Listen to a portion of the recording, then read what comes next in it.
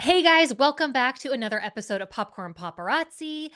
Listen, this week Cassie and I saw the new movie Him. And for those who don't know, Him started life as a script called GOAT, as in greatest of all time, before Jordan Peele's Monkey Paw picked it up. It even landed on Hollywood's blacklist of best unproduced scripts. Then Justine Tipping came along to direct.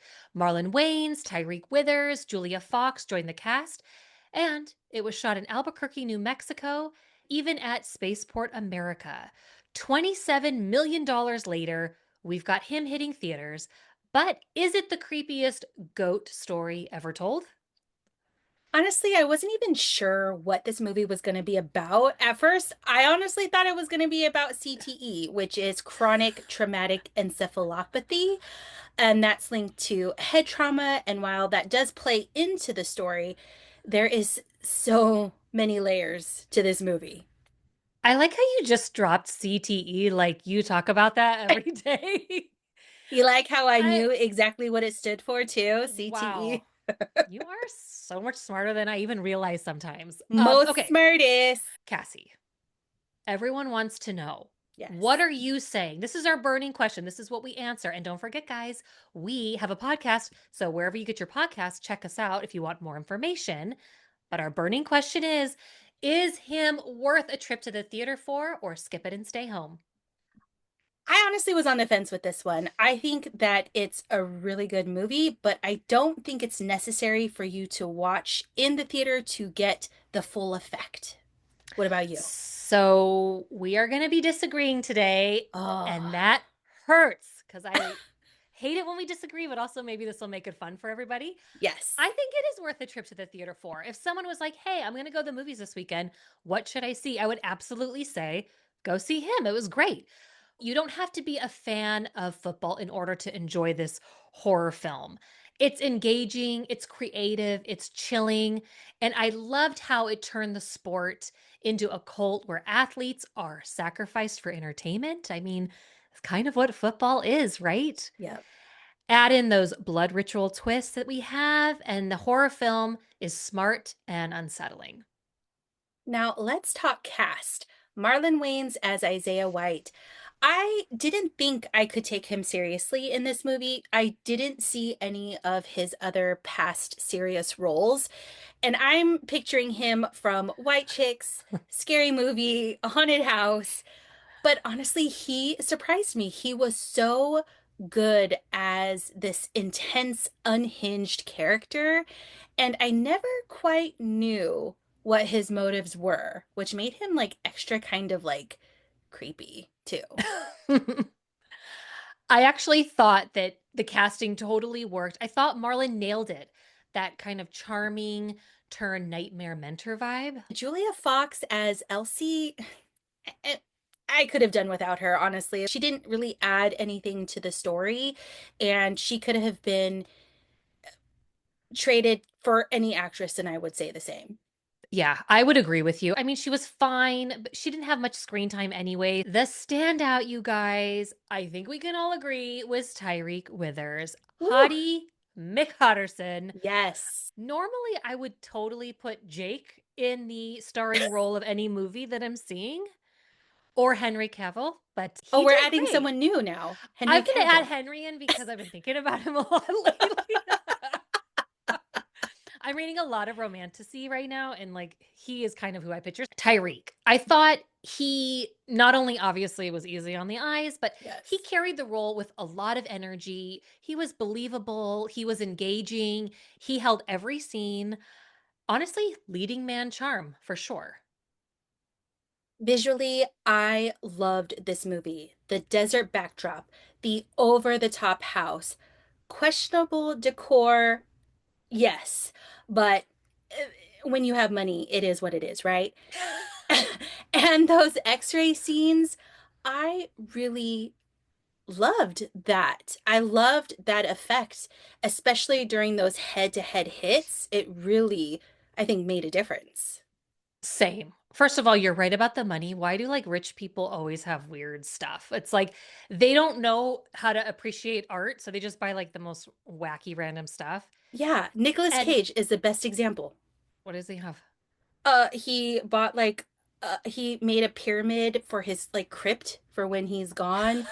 He has like uh a Tyrannosaurus Rex skull. Like he has a lot of random things. He actually had to sell a lot of it because money issues. Times are tough.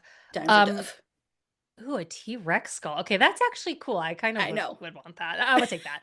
This movie is trippy. So the decor in the house is really strange and uncomfortable and stark. Yes. It plays into the vibe of the movie. But you're right, the X-ray effect, so neat. It definitely stripped away the shine of football and shows us what it is really, which is brutal and dehumanizing. We first get that one scene where they're at the training center, we have Cam, who's Tyriq Withers' character, and he's invited to his idol's home to do this week-long training to see if he's ready to take his place as the quarterback for this team. And these shots of them, like you just mentioned with the Yep. X-ray, in 1 minute you have them playing and we see them in their normal football gear. And then as soon as they're about to hit, it cuts to the X-ray. And so you're just seeing the bone.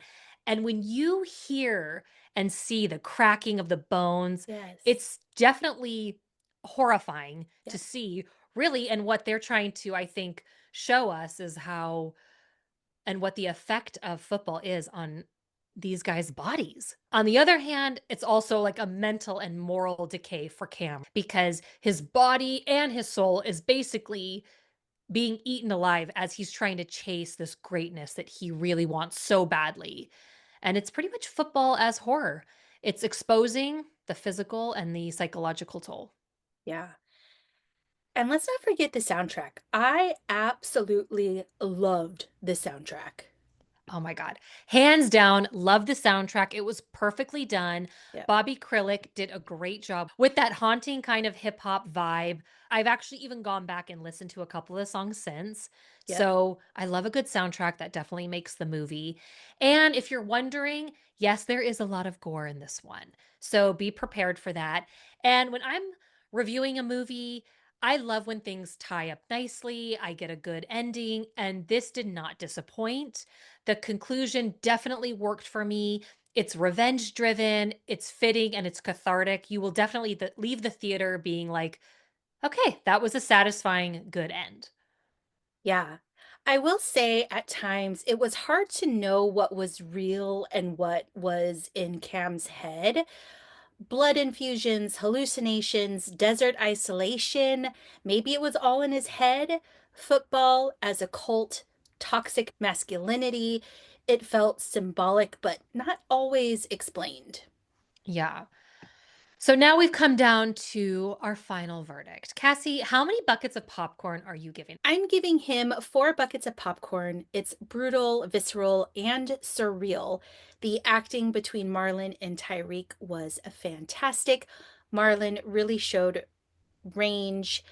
But honestly, again, I don't think you need the big screen. I think it'll hit just as hard watching it comfy at home.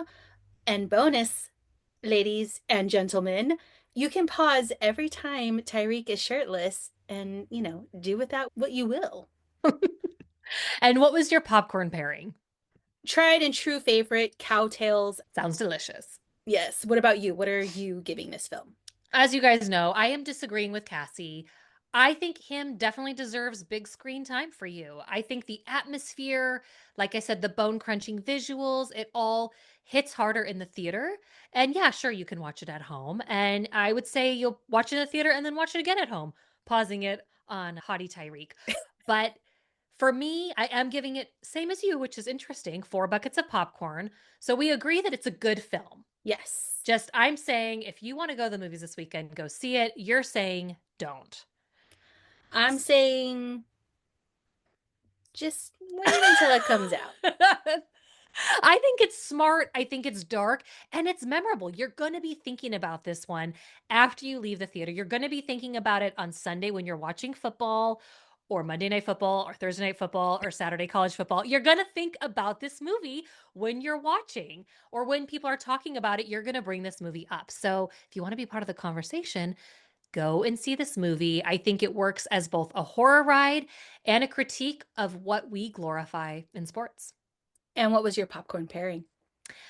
I had a combination of popcorn, Reese's Pieces, and Airheads. Bottom line, we're split again. Sarah's buying tickets, I'm guarding the remote. Theater or couch? Now it's up to you to decide. That does it for us today. We'll see you back here next week. And until then, enjoy the movies, everyone. Bye.